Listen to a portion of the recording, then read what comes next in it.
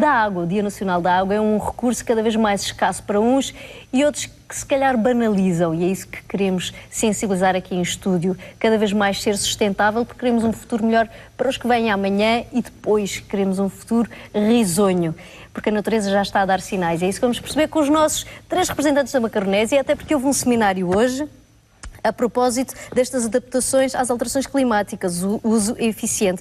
E exatamente com o propósito, o projeto Adaptares, aqui representado por Canárias, com Gilberto Martelo Rodrigues, graças. Aqui Cabo Verde com António Pina, muito obrigada. E Anélia Sousa a representar a nossa Madeira, não é? Portanto, é a nossa embaixadora regional. Eu começo consigo também, enquanto convidado da nossa terra, porque nós estamos a falar de 3 ilhas, cada uma, pelo que eu já estava aqui a perceber, com dinâmicas e com desafios distintos, mas o objetivo final é sempre o mesmo, não é? Sim, a gestão sustentável da água, um recurso escasso e imprescindível. Só comentar, eu sou Gilberto Martel, como falou, trabalho no Instituto Tecnológico das Canárias, né?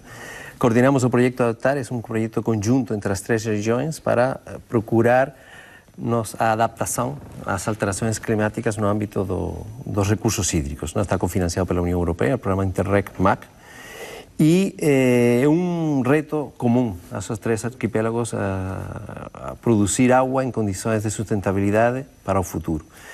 Cada região tem uma problemática diferente. Nós, em Canárias, temos uma escassez estrutural da água, temos um desenvolvimento econômico muito importante, com turismo populacional, agricultura, e isso ha tenido historicamente um efeito ambiental importante sobre a exploração dos recursos hídricos, e agora dependemos da desalinização da água do mar, que tem custos energéticos, e o novo reto é reutilizar as águas residuais tratadas, não? Há uma cultura antiga de poupança da água, ainda permanece, mas quando já temos água na torneira todo dia, 24 horas por dia, parece que começamos a esquecer, né? O custo da água, a escassez, não?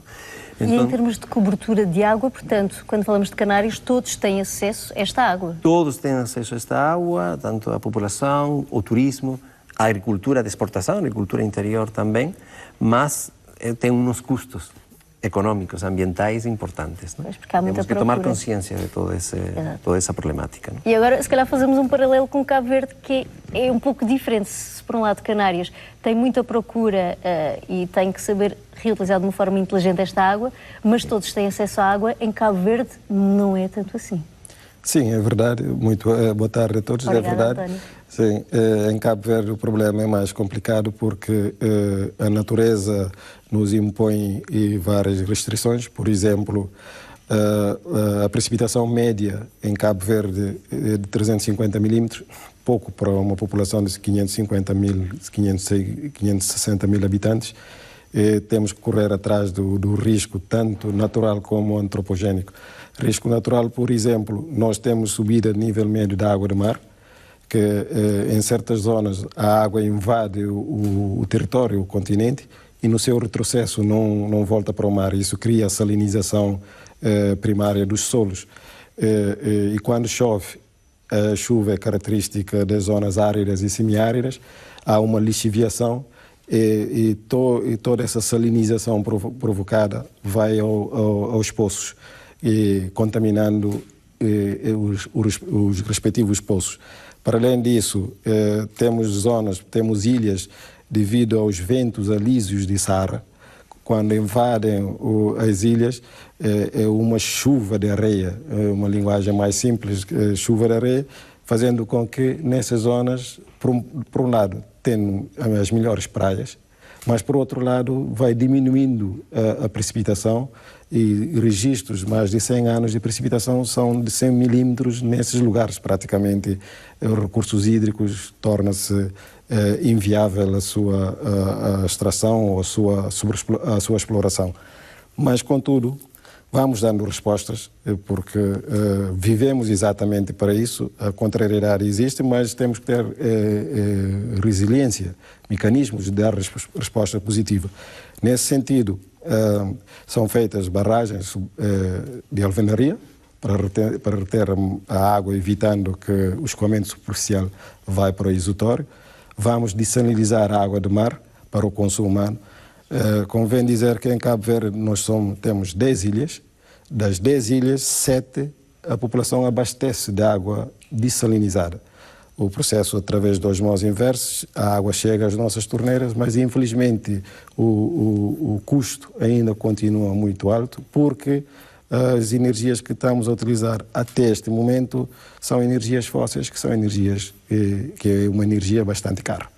António, e só para termos noção, portanto, mais de 1/4 da vossa população não tem acesso a esta água. É verdade. Cerca de 36% da população cabo-verdiana não tem água direta nas torneiras. Abastecem através de chafarizes.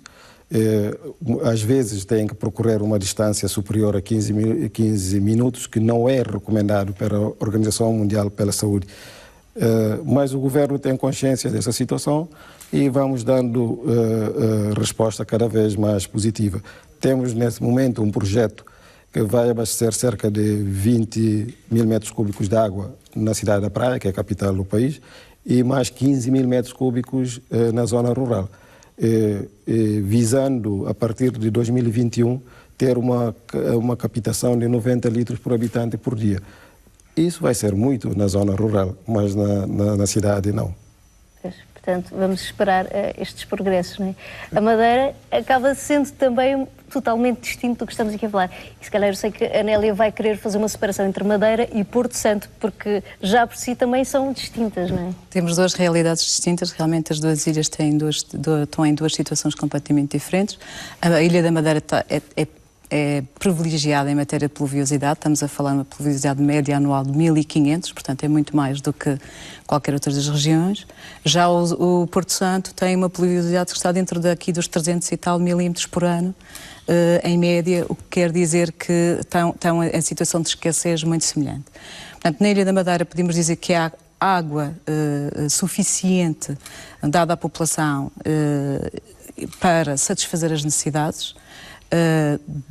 Não seria desejável, entre aspas, estarmos a pensar já em soluções de desalinização. São soluções muito caras. Nós desalinizamos no Porto Santo, como sabe, no Porto Santo 100% da água de abastecimento público é desalinizada. O custo é elevadíssimo, nós sabemos disso, e portanto são duas realidades muito diferentes. Na Madeira, claramente, nós temos condições para um uso eficiente, conseguirmos acautelar que não necessitamos a curto prazo de fazer grandes investimentos que normalmente estão associados, e o grande custo deste tipo de investimentos, por exemplo, de desalinizadoras, tem a ver com o custo energético, que é elevadíssimo e que torna naturalmente as soluções bastante onerosas.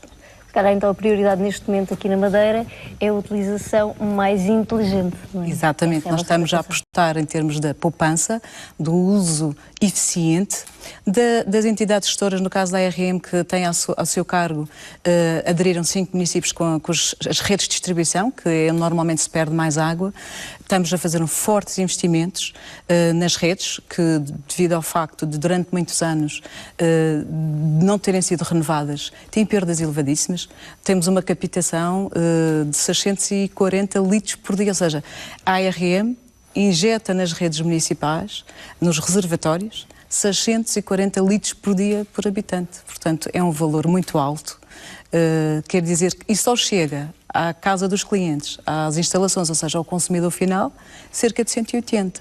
Ou seja, temos aqui uma margem de recuperação de perdas muito elevada, por isso é que a ARM neste momento já tem no terreno projetos de recuperação e de renovação de mais de 100 km de rede de abastecimento, tentando com taxas de financiamento muito simpáticas, ao abrigo do PLCUR, que nos ajudam a colmatar esta lacuna de investimento que houve nos últimos anos, mas que tem que ser claramente um investimento continuado para que se possa manter sustentável e que, do ponto de vista das soluções, não tenhamos que avançar para outras soluções muito mais onerosas e que, do ponto de vista ambiental, também têm os seus impactos, porque todas estas soluções de channelização, de reutilização, recorrem a muita energia e essa energia também era importante, e por isso também têm sido feitos investimentos no sentido de produzirmos energia mais limpa para reduzir também os efeitos de estufa, os gases de efeito de estufa.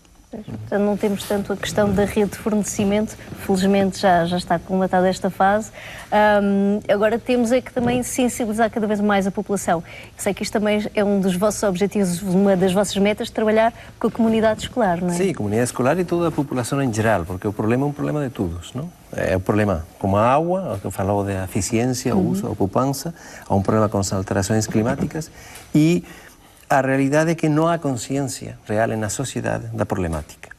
Por exemplo, hoje falávamos no seminário para celebrar o Dia Nacional da Água, falávamos ao fim do seminário se as pessoas acreditavam ou conheciam o esforço que há detrás de uma torneira para produzir água, tratar essa água, transportar, distribuir, controlar a qualidade para chegar à torneira água em quantidade e em qualidade adequada. O esforço é imenso, mas ninguém conhece adequadamente o esforço. Então, analisar essa informação, traduzir a uma linguagem acessível à população é importante para tomar consciência toda a população do esforço que há detrás e contribuir em nossa medida pessoal para uma melhor gestão da água. Por exemplo, agora em Adaptares, no projeto Adaptares, estamos a criar ferramentas didácticas entre todos os parceiros, acessíveis à população em geral, nomeadamente às crianças, mas que acho que é um material didático bastante engraçado para todo tipo de população. Estamos a trabalhar com bandas desenhadas, né?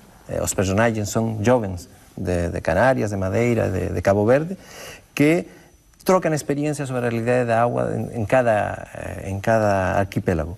E nesse processo de aprendizagem estão a descobrir a problemática da água e descobrir as soluções também, com as alterações climáticas e como fazer para melhorar a gestão. Todo esse conjunto de histórias converte-se depois também em unidades didácticas para transferir ao sistema educativo e que o professorado pode utilizar na aula de forma fácil e transmitir os conhecimentos certos.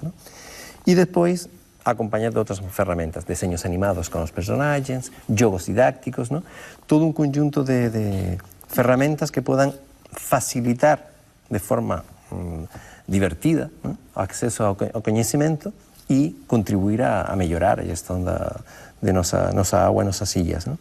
Depois há outro nível da população em geral, técnicos, os usuários de águas de rega. Então, estamos a trabalhar em sistemas de informação para os usuários de águas de rega, mas dar maior qualidade no serviço de entrega de água de rega, tanto em Canárias como em Madeira, estamos a trabalhar nesse âmbito, e depois formação mais técnica, troca de experiências, por exemplo, técnicos de TARS, de manutenção, gestão de TARS em Cabo Verde, estão a trabalhar, a deslocar-se para fazer estágios em Canárias, conhecer a manutenção, a exploração das TARS, a reutilização.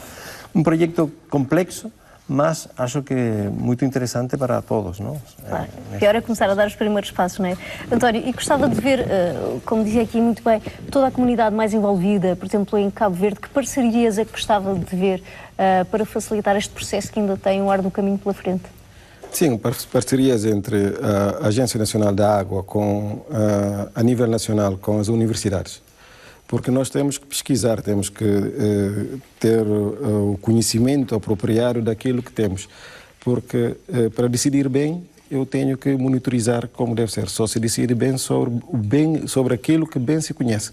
Então, essa parceria com a universidade no aspecto da investigação é importante. A parceria com Canárias e Portugal, Madeira, que já tem uma experiência muito larga nesta área da utilização da água e na monitorização da água, também é uma parceria correta e bem-vinda. E mais outras parcerias sobre tecnologias de desalinização a baixo custo.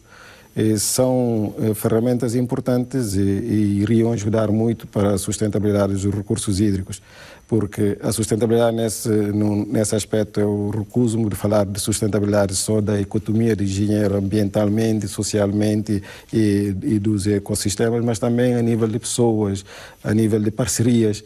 É isso que é a sustentabilidade desejável para o meu país. As pessoas, as parcerias, a troca de experiência, o envolvimento entre comunidades diferentes, para evitar que os erros que alguns façam e que nós não voltamos a cometer os mesmos erros. Apostar nas energias renováveis, que isso é o desafio do século. Não podemos afastar muito disso, porque senão iremos comprometer a herança que não me pertence, mas pertencem os vindouros mais tarde. Já tivemos também até aqui na Madeira este exemplo dos nossos visionários, os levadeiros, que eram pessoas que percebiam a força da água e a necessidade de saber utilizá-la de uma maneira inteligente, não é, Nélia? Sim, é um tipo de profissão que penso que é das poucas profissões desta natureza. Realmente nós temos uma solução de distribuição de água de rega muito peculiar. O sistema de canais de distribuição de rega na Madeira é tradicionalmente a céu aberto, também tem uma pendente turística muito importante. Nós temos estado a lançar também, estamos com investimentos de recuperação de redes de canais de rega. Dos pequenos canais, os grandes canais já foram maioritariamente intervencionados. Estamos digamos, a transformar alguns canais a céu aberto em tubagens, em zonas que não têm interesse turístico, mas claramente é uma profissão para durar ainda, portanto é difícil. E não será expectável que se consiga transformar os canais que são tão conhecidos e que, aliás, estão neste momento em processo de candidatura a património. É uma profissão que é muito valorizada, já foi mais, agora também tem um pouco a ver com a forma como um certo distanciamento, principalmente nas zonas urbanas, da questão da agricultura, mas sem dúvida que é uma profissão que dentro da empresa está para durar e é muito valorizada. E tudo começou com eles, não é, Nélia? Não podemos esquecer as nossas bases, os nossos alicerces. Obrigada a todos por cá virem, parabéns pelo vosso trabalho e que continuem a adaptar a nossa realidade e as nossas águas aos desafios e alterações climáticas.